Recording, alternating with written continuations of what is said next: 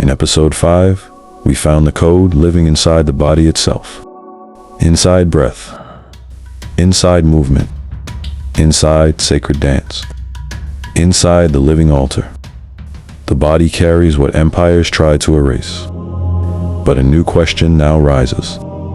If the code lives inside the body, why do some bodies remember while others forget? If wisdom transmits through families, through sacred places, through attention, why do some traditions continue for centuries while others fall silent within a generation? Perhaps the answer lives beyond the code itself. Perhaps the answer lives in the conditions. A seed carries perfect information. Every instruction for the tree, every signal for the fruit, yet place that seed on dry stone. Withhold water, withhold light, and the seed remains silent. Perhaps wisdom moves the same way. Perhaps transmission requires an environment, and perhaps every generation inherits two responsibilities: to preserve the signal, and to preserve the conditions in which the signal can live. Welcome to episode 6, the conditions of transmission. A seed does not fail because it lacks information. It carries everything it needs. It fails because the conditions around it no longer support life. Civilizations may move the same way. The code may survive perfectly, complete, intact, waiting, yet transmission requires an environment, water, soil, light. Human beings understand this when they look at a garden. A farmer reads the soil. A farmer watches the rain. A farmer protects the conditions. Perhaps wisdom also requires farmers. Perhaps wisdom also requires ecology. The ecology of family. The ecology of community. The ecology of attention. The ecology of meaning. And when these conditions weaken, when they thin, when they fragment, transmission becomes difficult. The code survives. The seed survives. The signal survives. But its expression grows harder. The question episode 6 asks is this: what are those conditions? And what happens when they break? Throughout this series, we have explored the possibility that human beings exist on multiple levels simultaneously: physical, mental, spiritual. Episode 5 showed us the body as a living altar, a vessel that carries the code in its movement, its breath, its posture, its sacred practice. Perhaps civilizations exist on the same multiple levels. The body has organs. Societies have institutions. The body has circulation.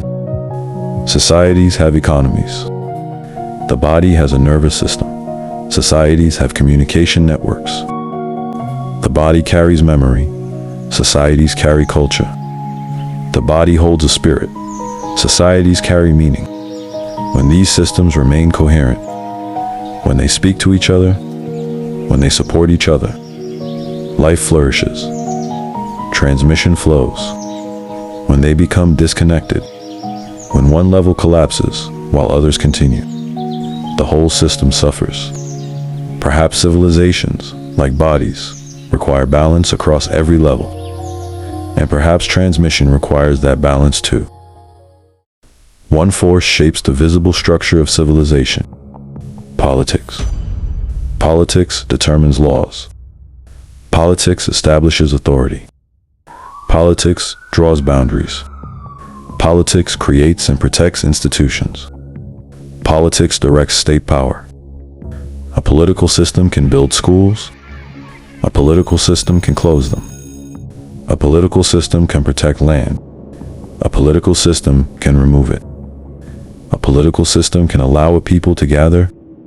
A political system can prohibit that gathering. Political power is real. Political power is consequential. Political power shapes the architecture of society. And yet, a gun exists. A gun carries potential force. A gun points. A gun aims. A weapon without a trigger cannot fire. You may vote once every few years, but economics touches life every day, every morning, every meal, every journey to work, every school fee, every rent payment, every debt notice, food, transport, employment, education, opportunity, survival. A person may hold full political rights and still find daily life governed by economic forces far beyond those rights. This is not simply an economic observation. It is a question of transmission, because wherever attention flows, energy follows. Survival demands attention. Debt demands attention. Scarcity demands attention. Fear demands attention. And in episode 3, we establish something essential. Attention is the mechanism of transmission.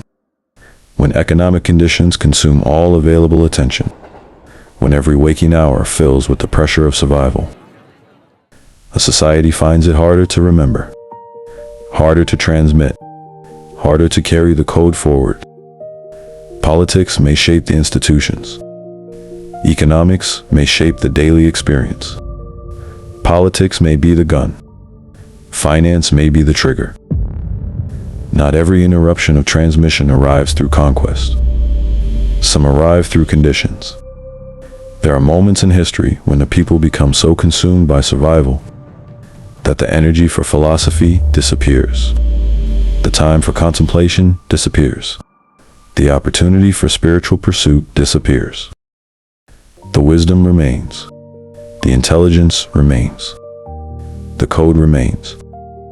The attention goes elsewhere. For much of modern South African history, many black communities lived under conditions designed to consume all available attention.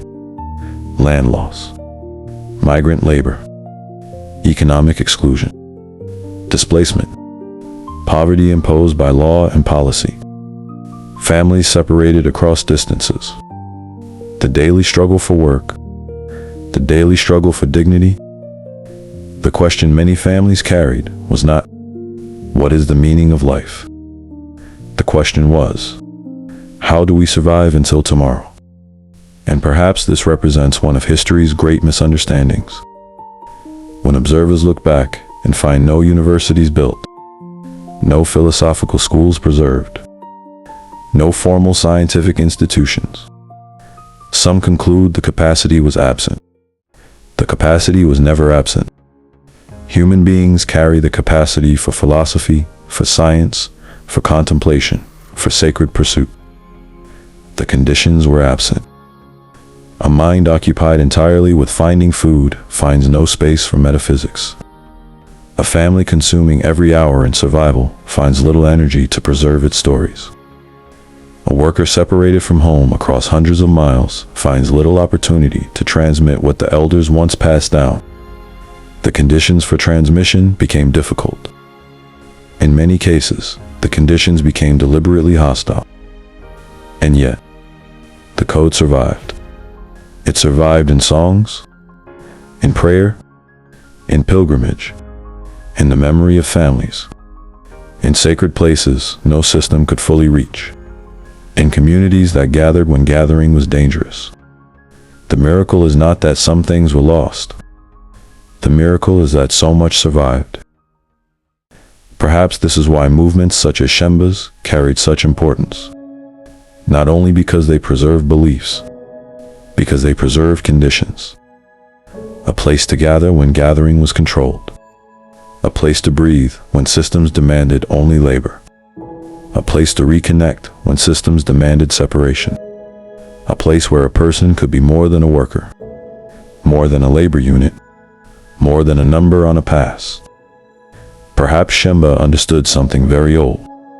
Human beings require more than bread. The body requires food.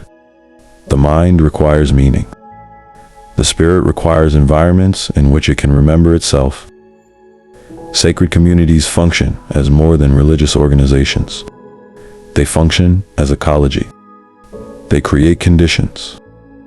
Conditions for transmission, conditions for continuity, conditions for memory, conditions for healing.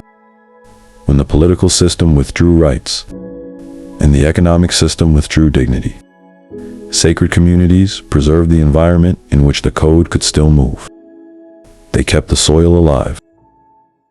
Perhaps wisdom survives the way life survives, through conditions, family, attention, sacred places, the body, community, meaning, economic resilience, cultural continuity. These are not separate systems running beside each other. They form a single ecology. They form the soil. And perhaps every generation inherits the same two responsibilities: to preserve the signal and to preserve the conditions in which the signal can continue to move. Because the future may belong not only to those who carry knowledge, the future may belong to those who preserve the environments in which wisdom can still transmit itself. The body remembered. The mountain remembered. The sacred community remembered. Now, a new question forms. Individual sacred places remember. And yet, something larger has always emerged when human beings gather. Something the individual alone cannot create. Something ancient. Something that has carried civilizations across centuries. If the body remembers, and the mountain remembers, where is collective memory preserved? Why have human beings always formed communities? Why do some groups carry wisdom across centuries, while others fall silent within a generation? Perhaps individuals receive the code. Perhaps communities carry it. Perhaps the network itself is alive. That is episode 7. I am the biological altar. Please subscribe, like, and share with those ready to awaken.